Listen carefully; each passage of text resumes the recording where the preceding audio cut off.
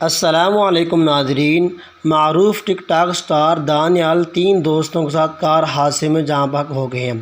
تفصیلات کے مطابق معروف ٹک ٹاک سٹار دانیال 3 دوستوں کے ساتھ گاڑی میں جا رہا تھا کہ تیز رفتاری کے باعث کار حادثے کا شکار ہو گئی۔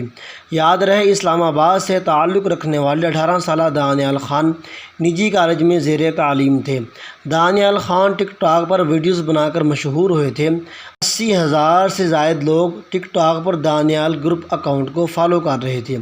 حادثے کا شکار ہونے والے دانیال خان نے 5 روز قبل انسٹاگرام اکاؤنٹ پر اپنی ایک تصویر پوسٹ کی تھی۔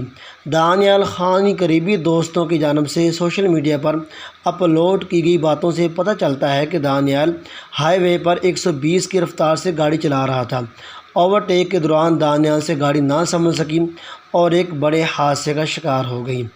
اللہ تعالیٰ ان کو جوائے رحمت میں جگہ عطا فرمائے، آمین۔ اگر آپ چینل پر نئے ہیں تو چینل کو سبسکرائب کر دیں، بیل آئیکن کو دبا دیں تاکہ ہر آنے والی نیو اپڈیٹ آپ کو وقت پر ملتی رہے۔ ملتے ہیں اگلی ویڈیو میں، تب تک اللہ حافظ، السلام علیکم۔